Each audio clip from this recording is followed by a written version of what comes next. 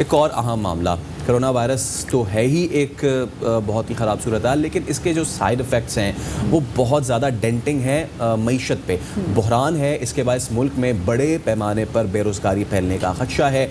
वज़ारत ख़जाना के मुताबिक मुल्क में 30 लाख अफराद, आप लोग फिर से सुन लें, 30 लाख अफराद बेरोज़गार हो सकते हैं। सेनेट में तहरीरी जवाब में बताया है वज़ारत ख़जाना ने कि आपका सनती शोबा है तो वहाँ 10 लाख और सर्विसेज खदमात के शोबे के 20 लाख अफराद बेरोज़गार हो सकते हैं, जबकि गुर्बत की जो शरह है वो 24.3% से बढ़कर 33.5% हो जाएगी। बिल्कुल जी, और बहरान से पहले GDP ग्रोथ का तखमीना 3.24% था।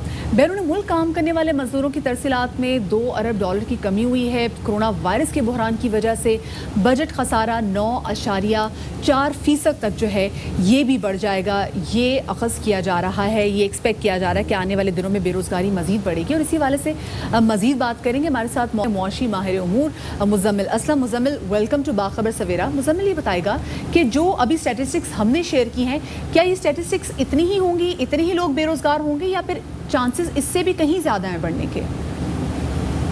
देखें, बात यह है कि पाकिस्तान की मजमूई तौर पे जो लेबर फोर्स है वो है 6 करोड़ के लगभग लोग, यानी कि 6 करोड़ के लोग के लगभग रोजाना जो है काम पे जाते हैं। उसमें डेली वेजेस भी हैं, उसमें जो है रोजाना के काम करने वाले भी हैं, जॉब्स वाले भी हैं, बिजनेसमैन भी हैं। ये जो तखमीना दे रहे हैं 20 लाख जो है खिदमात के शोबे सर्विस सेक्टर से जो है फारिग होंगे।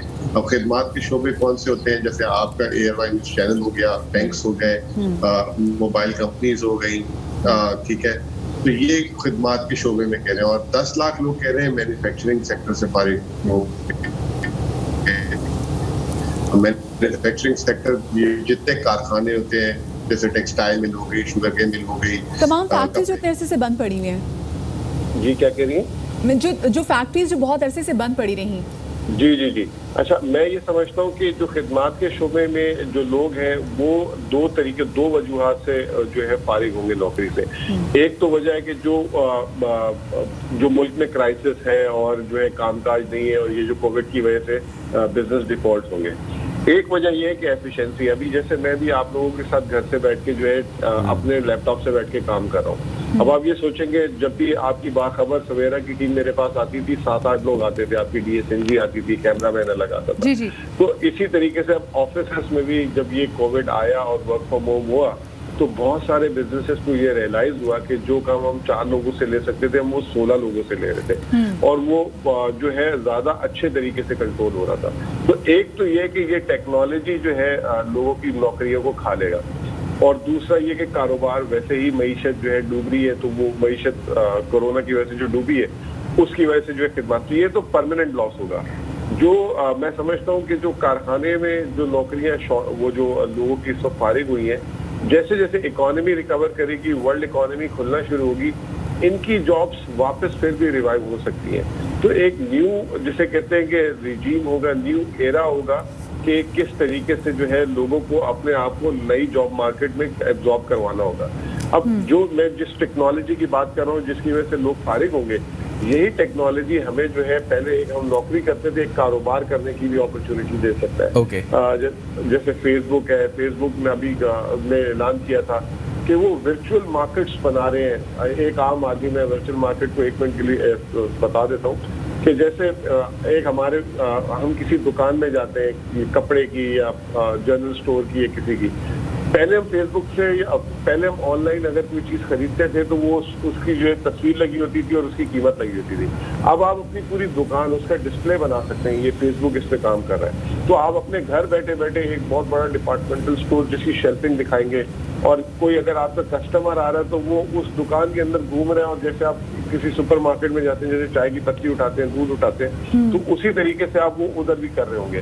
तो एक बहुत बड़ा टेक्नोलॉजिकल रेवोल्यूशन आ रहा है, और ये मैं समझता हूँ कि लोग वक्ती तौर पे जरूर बेरोजगार होंगे, लेकिन इससे ज्यादा बड़ी अपॉर्चुनिटी। मुज़म्मिल साहब, यही अब लोगों के जहन में भी सवाल होगा कि वक्ती तौर पे कितना वक्त, बिकॉज जो हमारी एक्सपेक्टेड GDP थी ऑब्वियसली वो भी जाएगी।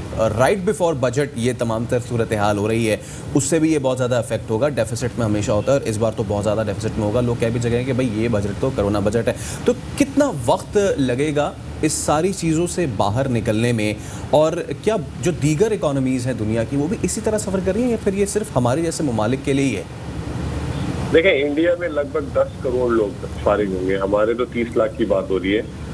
अमेरिका में 4 करोड़ लोगों ने जो है ऑलरेडी जो है अपना जॉबलेस क्लेम फाइल किया हुआ है। तो ये पूरी दुनिया में इस वक्त एक बहुत बड़ा, जैसे कहते हैं, नौकरी का बहरान है। मैं समझता हूँ कि हमारा नौकरी का बहरान शायद इन ममालिक के मुकाबले में जल्दी रिकवर हो जाएगा, क्योंकि हमारी दफ्तरी नौकरियां आज भी बहुत कम है, डेली वेजेस बहुत ज्यादा है। जो रोजाना जाता है, कंस्ट्रक्शन साइट पे काम करता है, फैक्ट्रियों में ठेकों पे काम करते हैं, इस तरीके से। तो मैन्युफैक्चरिंग और हमारी इकोनॉमी जो है रिलेटिवली क्लोज इकोनॉमी है दुनिया के मुकाबले में। जैसे हमारी इकोनॉमी टूरिज्म पे डिपेंड नहीं करती। अगर आप दुबई चले जाएं, सिंगापुर चले जाएं, इटली चले जाएं, वहाँ पे बहुत सारे लोग रेंट अ कार की बिजनेस से एसोसिएटेड है, होटल्स की बिजनेस से एसोसिएटेड है। तो हमारी, अगर दुनिया ने 1 साल में रिकवर होना है तो हम 6-8 महीने में रिकवर हो जाएंगे। और दूसरी बात ये कि जो सबसे इम्पोर्टेंट चीज ये है कि हमारी मईशत में जो सबसे ज्यादा लेबर फोर्स एब्जॉर्ब होती है वो होती है एग्रीकल्चर सेक्टर में। जी। एग्रीकल्चर सेक्टर जो है इस कोविड से इफेक्ट नहीं हुआ, बल्कि उसकी डिमांड और वैल्यू और बढ़ चुकी हुई है। अब ये बजट जैसे आपने कहा कि इस पे आ रहे हैं, तो हम जो है एग्रीकल्चर पे फोकस करें, एक्सपोर्ट्स पे फोकस करें और कंस्ट्रक्शन पे। अगर ये 3 चीजों पे फोकस करेंगे तो हमारे मुल्क में बेरोजगारी नहीं रहेगी। अच्छा मुज़म्मिल, एक और चीज़, जैसे भी आपने बोला कि जो टेक्नोलॉजी है वो बहुत सारे लोगों की जॉब्स खा जाएगी, लेकिन साथ में आपने अपॉर्चुनिटीज़ की भी बात की। टेक्नोलॉजी को बढ़ाने के लिए, चलाने के लिए तो ह्यूमन ब्रेन की ज़रूरत होती है। सो यहाँ बताएं कि कौन कौन से ऐसे सेक्टर्स हैं जहाँ पर मौके अच्छे खासे पैदा हो सकते हैं लोगों के लिए?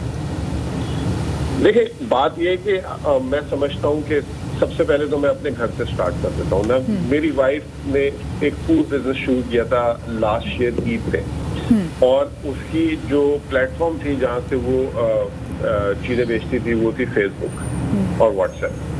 1 साल में जो है माशाल्लाह she has grown a big business. It's a home based food business. अब वो फाइनेंशियली इंडिपेंडेंट, हालांकि इतनी जरूरत नहीं थी, बट शी थिंक कि मैं लेट्स ट्राई, और वो जो है एक फाइनेंशियली इंडिपेंडेंट वुमेन हो गई घर से बैठ के। और बल्कि ये कोविड के दिनों में जब हम कमा नहीं रहे थे तो वो हजारों रुपए रोज के उसके पास फूड बिजनेस में कमाते थे। ठीक है, नाउ इट्स अ टाइम कि हम we should think out of the box, और जितने आउट ऑफ द बॉक्स आप आइडिया सोचेंगे घर बैठ के जो इम्प्लीमेंट टेक्नोलॉजी के थ्रू होंगे तो वो जरूर कामयाब होंगे। बहुत शुक्रिया जी, मुज़म्मिल इस्लाम हमारे साथ मौजूद। Absolutely, and someone makes good steak. तो शायद आप भी सोच रही होंगी कि ऑनलाइन